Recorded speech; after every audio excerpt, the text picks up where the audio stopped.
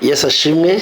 Praise Jesus. Turasuje mu izina rya Yesu. We greet in the name of Jesus. Amahoro y'Imana bane namwe. May the peace of God be with you. Turizera ko muri amahoro. We believe that you are okay. Kandi ko Imana ibarinze neza. And that God is keeping you well. Ibarindiye mu rukundo rwayo. Protecting you through His love. Kandi ibarindiye mu buntu bwayo. In His grace. Ko muri amahoro mwese. That you are in peace, all of you. So turacyari mu isi. So we're still on earth. Hari biba bitagenda neza. Sometimes the thing doesn't go the way we want it to be. Ibyo twifuza ntibikunde. Many times we deserve some things but it doesn't go the way we want it. Ariko Imana yacu niyo kwizerwa. But our God is faithful.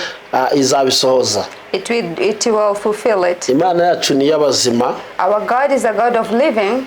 Burya iyo ugihumeka amahirwe bagihari. In the time you're still alive, there is still hope. Yeah. Imana ibamugisha rero. May God bless you. Turi kuri urukundo mu bikorwa. We still in love and applicable. Ni nayo channel yacu Love Applicable TV. This is even our channel Love Applicable TV. Kandi turabashimira ko mudukunda munadukurikira. And we thank you that you are still following us. Ndabizi ko dukunda kuvuga amagambo akomeye. I know many times we speak about great words. Kuko iyo uvuga ku rukundo uvuga ibintu bikomeye. Because when we are talking about love, we are speaking great words. Akeshi urimo kwa no ku marangamutima y'umuntu. Because many times you are touching emotions of people. Urimo ukora no kumana mu muntu. You are touching about the godly in us, in a human being. Urimo ukora kuri ku mibanire n'abantu n'abandi. You are touching about relationship between people. Rero urimo ukora ku bintu byinshi. Means you are touching in a different things. Niyo mpamvu bikomera. That's why it's really hard. Hari ikintu nakwitamo yenda sinzi ukanyite ntacyo hari ikintu abantu bibakiye bita ngo ni comfortable zone. Let me say it's something people builded like a comfort zone. Ugasanga hari umuntu yubakiye ubwe. You find out someone just built that zone. Afite ikintu cy'igikava yishiramo. You just put yourself in some cover. Rero iyo utangiye kuvuga ku rukundo ubushaka kumusohoramo. So when you start speaking about love, you are taking that person from that cover. Kandi we ntago abishaka. And you find that sometimes he doesn't want to leave that cover. Umuntu yari wenyine yumva agiriye amahoro. Because there is a place when you are alone you feel peace. Agura icyo kinyama kakirya wenyine. When you buy your only meat and then you eat it alone. Agura cyese ya fanta kasayimara wenyine. When you eat you buy your own drink and then you just have it alone. Akumva ari comfortable haru mbega nta muntu wamukoraho. And then you feel you are really comfortable in that place. You don't want to leave that place. Iyo tuvuga rero ku rukundo rw'Imana. So when you are talking about love of God, no gukura umuntu muri aho hantu yibwira ko ari heza. Is to remove someone in that place he feel that is comfortable. Ukamushira public aho ahura n'abandi. And then you put that person in a public where he meet different people. Hari igihe umuntu abazi ko ibikorwa bye ari byiza. Sometimes people deceive themselves, they think they are doing good. Ariko biba byiza iyo bigeze ku isoko hamwe n'iby'abandi. But you can consider those things good when he's in the public place. Ari jambo nkunda kuvuga ariko ndabizi rirakomeye. I used to say this word but I know it's a strong word. Hari igihe umuntu wenda umugabo w'umunyamahane. Maybe you find someone the husband or a man who's the husband in the family that he's really a kind of anger person. Akunda kurwana. He like to quarrel. Yakwicara muri sala kikomanga mu gatuza. When he's sitting in the living room, he just put his hand on the chest. Ndakomeye. And then he can just say like I'm very strong. Akumva bimuteye ishema. And then he feels so proud to be like that. Ariko iyo ageze muri public hamwe n'abandi. But when he meet other people outside of that zone, hari igihe baga presenting ibyo bakora asanga ibikorwa byatari byiza. And when others present what they do, he found out he's not doing okay. Rero ibyo dukora byose biba bikenewe kujya mu kayunguruzo ka rusange. This means that everything we do, we have to put it in the public so to see what is there. Umuntu akamenya ese ibyo nkora koko nabivana mu rugo nkabijyana ku isoko mpuzamahanga. And then there you start to think what I do in the hide place I can put it in the public. Niyo mpamvu abantu benshi badakunda competition. That's why many people, they don't like competition. Ko competition hari igihe usanga ibyo ukora nta nawe wabijyana. Because you found out the competition, what you are doing, you cannot even present it to others. Satani ntakunda ko tujya muri competition. So the devil doesn't like us to go through competition. Kuko iyo tujya muri competition twunguka byinshi. Because when we compete, we gain a lot. Ndashimira abantu bakora ibiganiro bijyanye n'urukundo, ingo n'ibindi bitandukanye. I thank people who do this program of talking about love and other stuff. Mu by'ukuri batanze umusanzu ukomeye mu kubaka societe nyarwanda. Because they contribute a lot in the society to build the Rwandan society. Imana ibaho umugisha cyane. May God bless them indeed. Reka nsome ijambo ry'Imana. Let us read the word of God. Turasoma Abafilipi ibice 4 ku murongo wa 5 wonyine. We are going to read in Philippians chapter 4 murongo wa 5. Haravuze ngo ineza yanyu imenywe n'abantu bose umwami wacu ari bugufi. Just a second. Philippians 4 chapter 5. It say that let your gentleness be evident to all, the Lord is near. Amen. Ineza yanyu imenywe n'abantu bose. Let your gentleness be evident to all.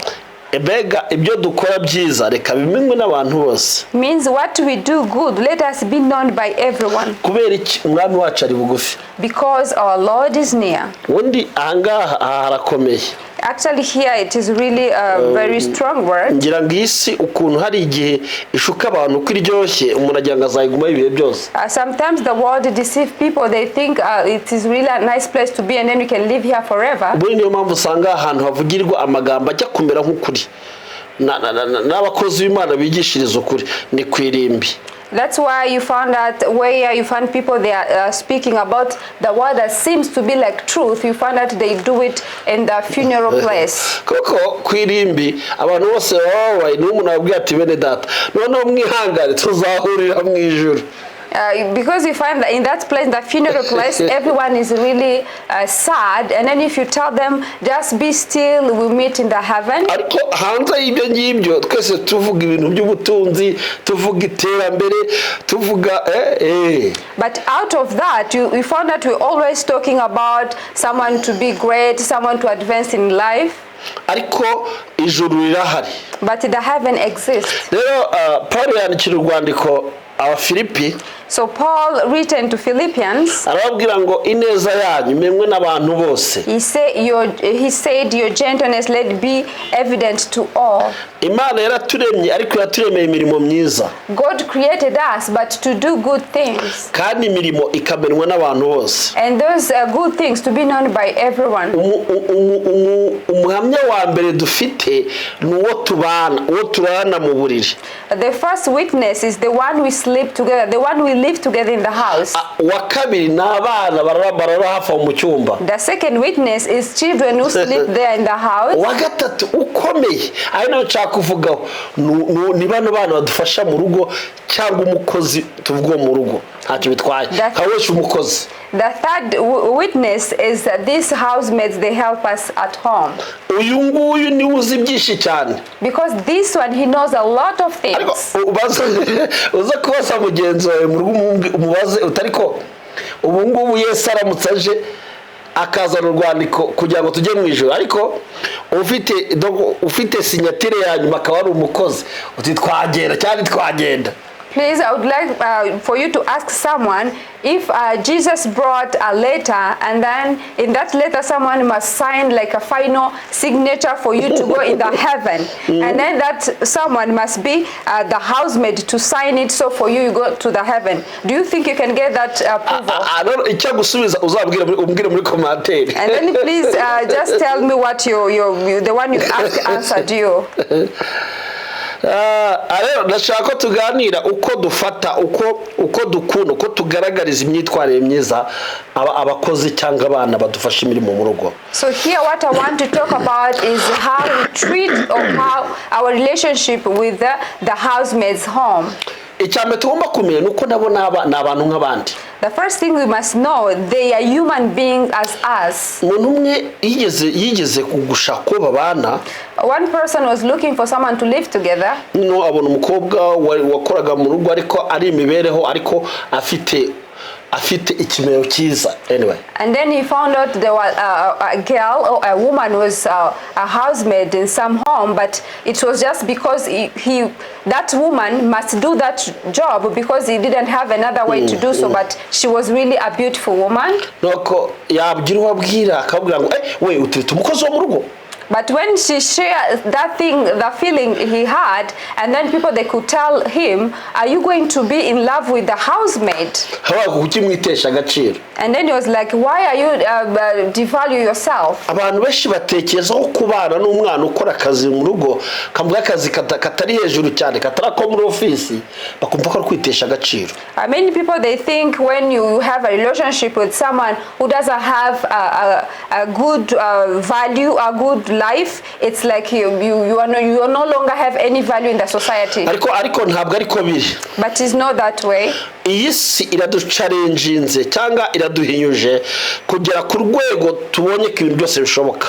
This world has been challenging us in the extent that we see everything is possible. Hari umumama inshuti yanjye dukunda kuganira. I have a friend who used to talk to each other. Yanyuze mu bihe bikomeye. He went through a lot. She went through a lot. Yarambwiye ngo umukozi wamukoreraga mu rugo niwe wamutunze mu gihe ari mu gihe gikomeye. She said the housemaid that was helping her home, she was the one who helped her when she went through a lot of problems. Kubera iki ngo akimukorera yamufataga neza akamugurira imyenda akamwitaho.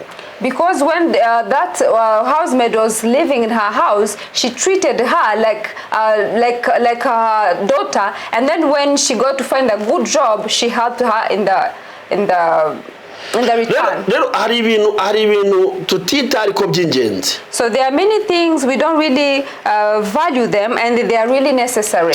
Aba bana baba barahuye n'ibibazo bitandukanye. Actually, these people, they go through a lot in their life. Hari igihe aza gukora mu rugo yenda ruko ababyeyi be bagiranye ibibazo bagiranye amakonfiri bagatandukana. Sometimes we found out they are coming to do the house of home because their parents they don't live each other, no longer live each other. Abandi baza gukora mu rugo kubera yuko mu rugo bakennye. Or some of them, they come to do that kind of job because they are home, they don't have anything to eat. Bivuze ngo afite igikomere ko atize. Means he has that wounds because he never get education. Ko atariye neza. Or he didn't eat well. Ko atigeze abona uburere bwiza. He didn't find any education. Kandi murabizi igikomere gikizwa nuko kibonye umuntu nyine ugikiza. And you know, someone who's wounded is better if he finds someone to help so he can be. Niba afite igikomere cy'ubupfubyi kigomba gukira ko mbonye umuntu usa nk'uhagarara mu mwanya mama yagombye cya ababyeyi banjye yagombye kuba bahagazemo. If I have the wound because I am orphan, I can be healed when I find someone who can present the parenthood in my life. Amen. Amen. Aba bana nta byo kurya baba barabonye. These people, they don't find food in their home. Biba bisaba ngo akeneye kurira iwawe agahaga. So it requires for them to feed them so they can be satisfied. Ngewe ikintu kintera umunezero kibaho. For me, one thing that pleased me ni ukubona abantu bari mu rugo iwanjye barya nkabona barahaza. Icyo kintu kinezeza mu buzima. Is to see the people that are living in my home eating and then satisfied. Ukabona umwana yaje ameze nabi ukabona barimo araguhembukira imbere kuvuga ngo Mana ushime ku mwana ari kugenda amera neza binyuze mu biganza byanjye. To see someone who arrived at your home, he was really bad and then he started to recover. Amen. Amen. Rero abo bana bo mu rugo shaka kuvugaho byinshi. So I don't want to talk many things about this house. Ariko icyambere akeneye ko umwereka ko nawe umwubashye mu rwego rwe. But the first thing is for you to show him or her that you value them. Ukamubwiza neza. And then you speak them in the gentle way. Ukamubwiza ikinyabupfura. You treat them with like you are polite. Ukamutega amatwi. And to listen to them. Kandi ibyo avuga ukabiha agaciro. And to give the value what he's saying. Amen. Amen. Ikindi, another thing, abakeneye guhabwa cyangwa ibyo yakoze ukabiha agaciro. It's like to see what they are, to consider what they are doing, and then you appreciate it. hari ahantu yenda iwawe mu rugo hari jaride yakunaniye kuyikora.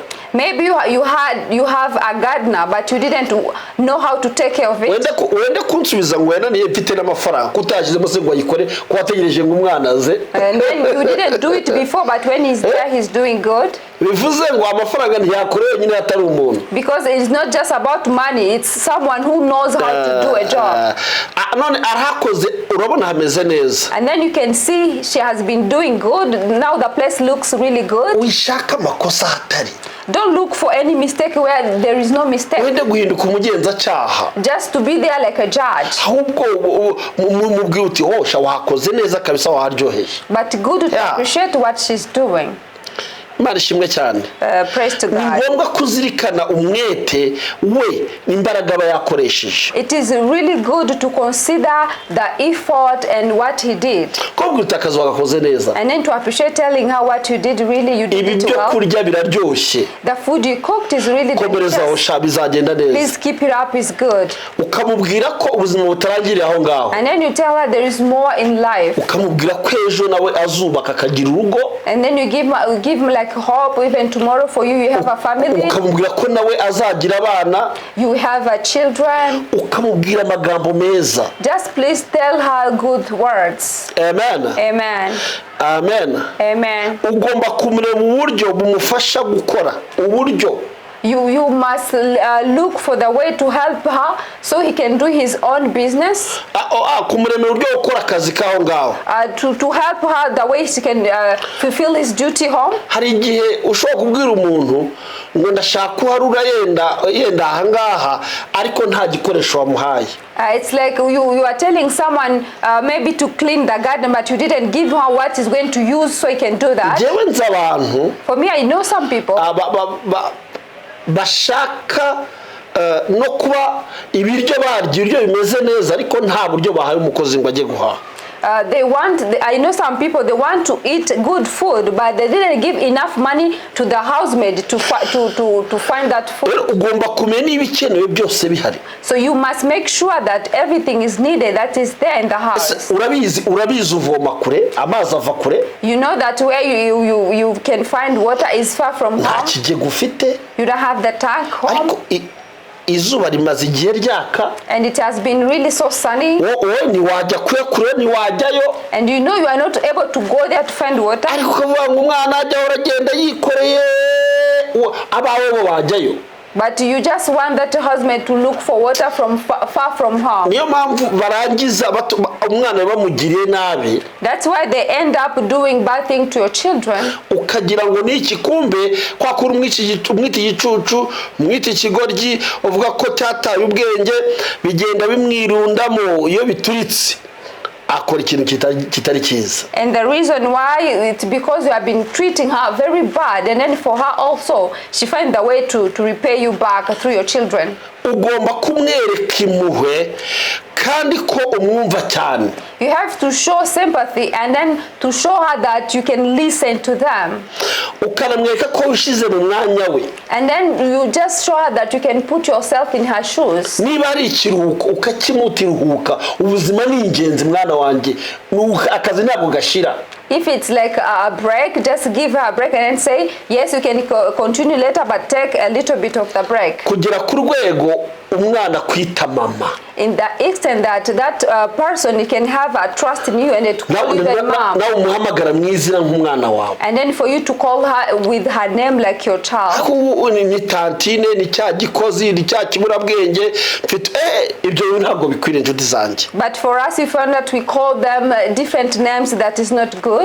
ahari wenda ashobora kubyumva ku bandi bantu basanzwe ariko natwe abasenga tuzajya mu ijuru. Maybe those kind of behaviors can happen to the people who doesn't believe in Jesus, but for us born again people, how can we do such a thing? umwami wacu ari hafi. Our Jesus is near. reka ineza yawe imenwe n'umugore mu bana. Let our gentleness to be known by our wives, imenywe n'abana wabyaye, our children, ababa mu rugo rwawe, people we are living together, ndetse n'umukozi umupagasi wawe amenye neza yawe. Even your housemaid to know your gentleness. Nigeze kugira akazi nagendaga mfite umushoferi ntwaye. I used to have a job, I have my driver. Ariko iyo twajyaga kujya twarasangiraga. And in the lunch time I had to share with him. Niba ubwo nkaruzi yanjye naho bana baguhe.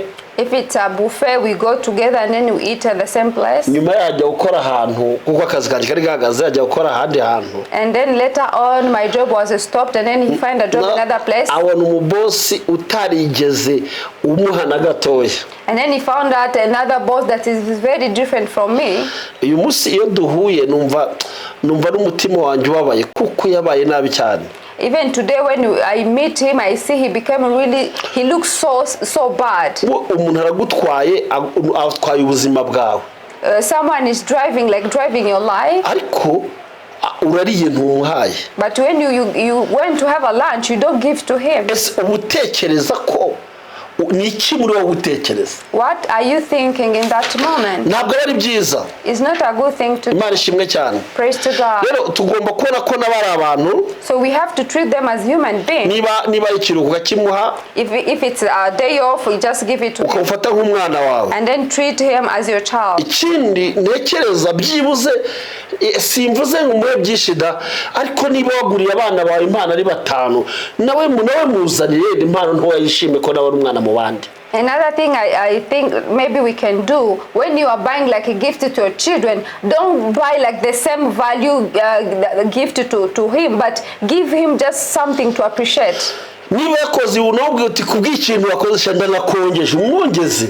If he did something good, just tell her, because of these things you did it well, let me increase your salary. Umushire akana wishime. Just put a bonus so he can be pleased. Mwese murabizi iyo mwongejwe mu kazi ko mumeze. You know, even you, when they increase your salary, you feel okay. Rero ufite boss uri umupagasi we nawe ni umupagasi wawe. Wasanga nawe wamucyaha afite abapagasi niko bigenda. So as the way that you have your boss, even for you are his boss. Even maybe him also has some people that he's paying salary in his village. In fact dukora amakosa menshi. In fact we do a lot of wrong. Ngewe nifuza ko twasaba nimbabazi imbere y'Imana. And I think we should ask forgiveness to God. Amagambo tubabwira. The words that we tell them. Uburyo tubareba. The way we just see them. Ariko aho tubaraza cyane cyane. And the place where we give them to spend a night. Hirya kure. They sleep far from your house. Ego urafata umuntu ateka ukarya ibintu bijya mu ntaye ngubeho ukamujugunya ngiyo. You treat someone that who cook your food and then you just throw him far from you. Afata abana bawe akaboza akabambika akabaha ibyo kurya wanyuze ukamujugunya ngiyo ngo ntacyo amaze n'ikigoryi. Is the one take care of your children, feed your children, and then you just throw him there like someone who doesn't have any value?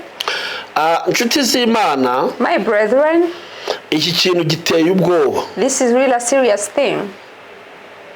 Giteye ubwoba kandi kiriseriye cyane. This is really serious. Reka duhindure. Let us change. Hagira umuntu uhindukira mu biganza byawe. Let someone be really transformed through your hands. Mbese nawe reka gira uruhare niba ari kalendari ukumupangira yuko akazi kazagera unamubaza uti ibi ngibi se urumva aricyo bigutwaye duhindure n'iki nabagira uruhare mu kazi ke agire mu bari kugapanga. Let him be part of the plan you are planning for him to do, and then you can even ask, what do you think about this? Uramubaza ko nawe umuntu afite ibyo yatekereza. Because even him, he can think. Kandi ku myanzuro nabavuze nawe ukayumva. Even in the decision you are taking, let him hear his opinion. Imana ishimwe cyane. Praise to God. Ibyo azakora byose agomba kugiramo uruhare. And in all things that he's supposed to do, let him take part of that. Hari umwana ugera mu rugo ugasanga kubera igikomere arakora ntanavuga agakora nadakenewe akakora. You find some housemates, they are just doing, they don't say anything because they have been wounded in their life. Imana ishimwe cyane. Praise to God. Wahe n'abafata inyama ugasanga inyama iyo zitogose nyirabuja araza akicara umukozi akajya gukora ibindi. And you find that other bosses, when they are home and then they have a housemaid, and that day they bought meat, they don't allow those housemaid to prepare meat. Naratangaye ngo hari n'abantu bagura umuceri n'ibindi bintu umukozi bakamugura akawunga n'ibishimbo bye ngo ajya. And then you found out others they buy different food for housemaid, and then for them they have different. Ariko ngo babamwe bashoka kawunga ahubwo ngo ubundi bamugura ibijumba akayibya ibyo biri aho ngaho akaba atakora ku muceri. And then it's worse. Some bosses, they're really worse. They can't even give their housemaids like rice. They give just sweet potatoes. Hagarika babwire koko twese turi abantu kandi tugira abo dukorera pe. Ubosi wawe waramutse agufasha uko ufata umukozi mu rugo akazi akagumaho.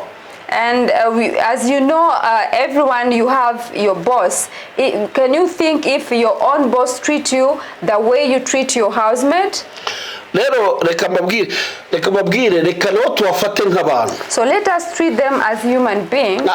Ikiko kiraguye utukane iteremusi ramenetse ngaho nzagukata isane wese ubimenye iri gukata. If something it is like destroyed or broken, you are there just you want to cut like the salary. For you, when you are doing mistakes, who take away your salary? Kwebwe mu buzima bw'upfubyi twagiye turegwa n'abandi bantu tutazi. Like for us in this life of being an orphan, we have been raised by different people that they are not our parents. Rero birashoboka ko nawe warerwa undi muntu utazi. Maybe even you can be raised by another person you don't know. Shobora kuri mu rugo none ejo karuvamo. Maybe you can be in the house today and then you got away from it. No mu buzima none ejo akavamo ne kandi nabyo bibaho. Or maybe your life can change even tomorrow. Hanyuma ugasanga warezwe n'undi muntu. And then you find out you are going to be raised by another person. Iyo mbuto wabibye izakugarukira. The seed you sow, it will come back to you. Kuko biravuga ngo mpora abana gukiranirwa kwa base kugeza kubuzukuruza w'ibihumbi. Because the Bible say I will punish children from the generation to generation. Rero kuvuga ngo gerageza ubi byiza kugira ngo abana bazakomokaho ibyo binyejana bizabeho neza ari imbuto wabibye. So today try to sow it good so your generation can harvest through what you sow in the present. Imana ishimwe cyane. Praise to God. Imana ishimwe cyane. Praise to God. Ntabwo twabirangiza. Actually, it's a lot of things cannot finish today. Nawe twandikire n'ibindi. But for you can even write a comment. Niba nawe ukora ku kazi ukayigwaho utwandikire n'ibindi tubwire. If you are the one involved like doing this job, just tell us what you think about. Ugasaba umuntu yicaye hanze abandi bari kurya.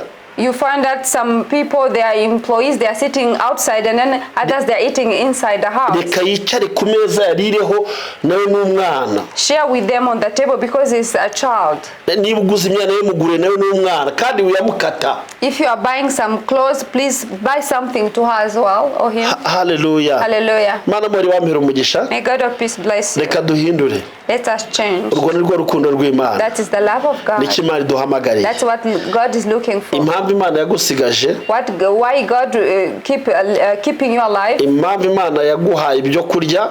The reason why God gave you something to eat. Impamvu Imana yasoje isezerano yo kuzagira abakozi. The reason why God gave you the way to have housemates. No kugira ngo bakugireho umugisha mu gihe nk'iki ngiki. It's for you to bless them in this kind of time. Igihe kimwe Yesu ngo yarimo agenda. One time Jesus was walking around. Abona igiti cy'umutini. And then he saw the mustard seed tree. Hanyuma amaze abona ari cyiza ajya gushakiraho imbuto. And then he saw that fig tree and then he go there to find some fruits. Ahageze asanga ni ibibabi gusa. And then he found that it's just leaves. Asanga nta mbuto zikigira. There were no fruit on that tree. Ese muzi yagikoreye? You know what he did on that tree? Yarakivumye. He cursed it. Ngo kuva ku kanya kiravumika. And on that moment it was cursed. Yesu yaguhaye ibiryo. Jesus gave you food. Yaguhaye ibintu byinshi bitandukanye. He gave you different things. Yakugize ukuri ku rwego uriho. He made you the way you are today. Rero agiye kuzaza kureba ko icyo yakuremeye uri mu gikora. So he's going to check if what he created you to do, you are doing it. Ari accountability igiye kuzaza iwawe. There is an accountability in your life. Nasanga utarabikoze. If you found that you are not doing what you're supposed to be doing, he will do something. Nasanga arabikoze. If you found that you have been fulfilled, nabwo hari icyo azakora. He will do something too. Kuko iyo yesaje arahemba cyangwa gahana. Because when Jesus come, he reward or maybe he can punish. Paul said, ngo reka ineza yawe. Let your gentleness, reka ineza yanjye, your kindness, reka ineza yacu, our gentleness, imenwe n'abantu bose, be known to everyone. Kubera yuko, because ye umwami agiye kuza. The Lord is near. Yesu ari hafi. Jesus is near. Hallelujah. Hallelujah. Reka ngusengere Imana. Let us pray to God. Ariko unyemere ufate byibuze umunota. But just take 1 minute, cyangwa amasegonda runaka, or maybe some seconds, uvuge ngo Mana mbabarira. And then say, God forgive me. Mana mbabarira. God forgive me. Kuko abo tubana bafashe nabi. Because I've been treating bad the people we are living together. Amen. Amen. Subira muri aya magambo. Repeat after me. Wango mwami Yesu. Lord Jesus, ndi imbere yawe. I am in front of you. Uranzi kuruta uko niyizi. You know more than I can know myself. Mwami nakoze ibidakwiye. God, I did wrong things. Wantumyeho marayika ariko mufata nabi. You sent me an angel but I treated him bad. Ariko yambereho kwizerwa. But you have been faithful.